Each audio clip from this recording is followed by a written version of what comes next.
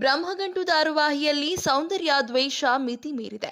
ಈಗಾಗಲೇ ಚಿರು ತಂದೆಯನ್ನು wheel chair ಮೇಲೆ ಕೂರೋ ಹಾಗೆ ಮಾಡಿರೋ ಸೌಂದರ್ಯ ಈಗ ದೀಪಾಳನ್ನು ಅವಳ ಪತಿಯಿಂದ ದೂರ ಮಾಡುವ ಆಲೋಚನೆ ಮಾಡಿದ್ದಾಳೆ.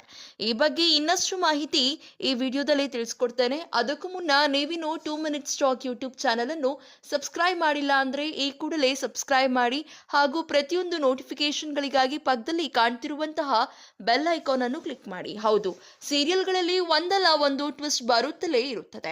ಈಗ ಬ್ರಹ್ಮಗಂಟು ಧಾರಾವಾಹಿಯಲ್ಲಿ ಕೂಡ ಹೊಸ ಟ್ವಿಸ್ಟ್ ಬಂದಿದೆ. ಇದು ವೀಕ್ಷಕರಿಗೆ ಆತಂಕ ಕೂಡ ತಂದಿದೆ. ಹೌದು, ಹಳೆಯ ದ್ವೇಷದ ಕಾರಣಕ್ಕೆ ಚಿರು ಮನೆಯಲ್ಲಿ ತೊಟ್ಟಿಲು ತೂಗೋದು ಅವಳಿಗೆ ಇಷ್ಟವೇ ಇಲ್ಲ.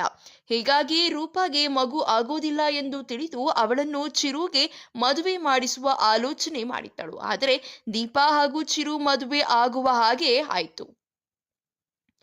ಕುರೂಪಿ ಎಂದು ಚಿರಾಗ್ ರೂಪಾಳನ್ನು ದೂರ ಇಟ್ಟಿದ್ದನು. ಅವನಿಗೆ ಅವಳನ್ನು ಕಂಡರೆ ಇಷ್ಟವೇ ಇರಲಿಲ್ಲ.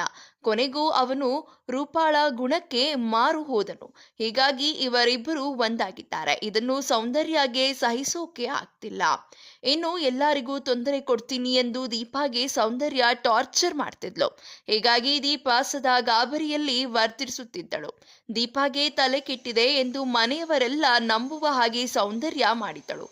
ಈಗ ದೀಪಾ ಬೆಟ್ಟದ ಮೇಲಿನ ತಪ್ಪಲಿನಲ್ಲಿ ನಿಂತಿದ್ದಾಳೆ. ದೀಪಾಳನ್ನು ಸೌಂದರ್ಯ ಗನ್ ಇಟ್ಟು ಶೂಟ್ ಮಾಡುತ್ತಿದ್ದಾಳೆ.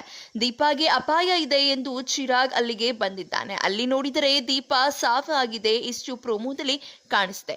ದೀಪಾ ಸಾವಿನಿಂದಲೇ ಸೀರಿಯಲ್ ಅಂತ್ಯವಾಗಲಿದೆಯಾ ಎಂಬ ಅನುಮಾನ ಈಗ ಕಾಡುತ್ತಿದೆ. ಮುಂದಿನ ಸಂಚಿಕೆಗಳಲ್ಲಿ ಮತ್ತೆ ದೀಪಾ ಬದುಕಿ ಬಂದರೂ ಬರಬಹುದು. ಇದೇ ರೀತಿಯ ಸಿನಿ ಅಪ್ಡೇಟ್ಸ್ಗಳಿಗಾಗಿ ಹಾಗೂ ಸೀರಿಯಲ್ನ ಲೇಟೆಸ್ಟ್ ಅಪ್ಡೇಟ್ಸ್ಗಳಿಗಾಗಿ ಈ ಕೂಡಲೇ 2 ಮಿನಿಟ್ಸ್ ಟಾಕ್ ಯೂಟ್ಯೂಬ್ ಚಾನಲ್ ಅನ್ನು ಸಬ್ಸ್ಕ್ರೈಬ್ ಮಾಡಿ ಹಾಗೂ ಪಕ್ಕದಲ್ಲಿ ಕಾಣ್ತಿರುವಂತಹ ಬೆಲ್ ಐಕಾನ್ ಅನ್ನು ಕ್ಲಿಕ್ ಮಾಡಿ.